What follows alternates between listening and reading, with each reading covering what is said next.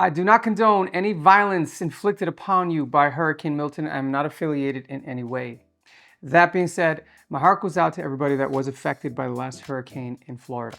Now, let's talk about flood insurance. The FEMA flood maps have just been updated, and at times, it's actually necessary for your local elected officials to approve the changes before it actually is reflected in your area. And if you follow the link below for the FEMA flood map, you can type in your address and find out if you are at risk. Let's be clear. Flood insurance is a necessity, even if you're not in a flood zone.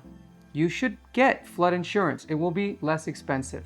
After the after effects of Hurricane Milton, you've seen areas on the west coast of Florida that have been flooded that aren't even considered to be in flood zones. And why is it important today to know what your risk is? It's because you should know what to expect. And you should know what level of risk you are, especially if you're thinking about staying during a storm. I've lived in South Florida for 25 years, and I've experienced a lot of storms, tropical storms, cyclones, hurricanes.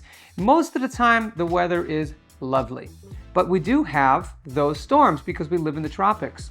This is just the reality. Whether you own your home today or you're buying, knowing whether or not your home is in a flood zone is very important. I have been fortunate because I've been thinking about this flood map and flood insurance for a long time.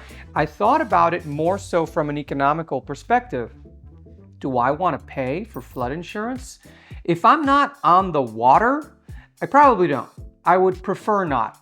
And so when I've purchased properties in South Florida over the last 15 years or so, I always tried to look for areas that were outside of a flood zone, just because I didn't want to pay for flood insurance. But if you look at the maps that have been redrawn today, I own a property in Fort Lauderdale that was not in a flood zone, but today is considered an AE zone. It's a low-risk flood zone, and I'm expecting to get a phone call from my mortgage company telling me that I need to get flood insurance. But here's the thing, Citizens Property and Casualty, which is an insurance fund set up by the state, has already been requiring their policy holders to carry flood insurance since last year, I believe, whether or not you were in a flood zone.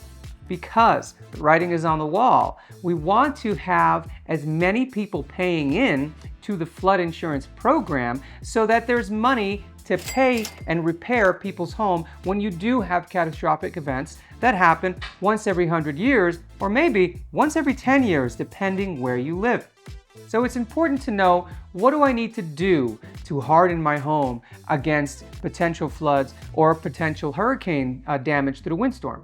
The good news is that the Miami-Dade building codes were updated a long time ago after Hurricane Andrew and have been continually made stronger and stronger. So if you own a home in South Florida, 9 times out of 10, your home is already very strong against hurricanes.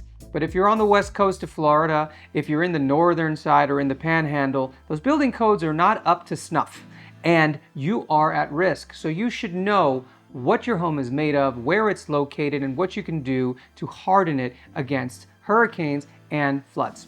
You actually have many areas in South Florida that are not in flood zones at all.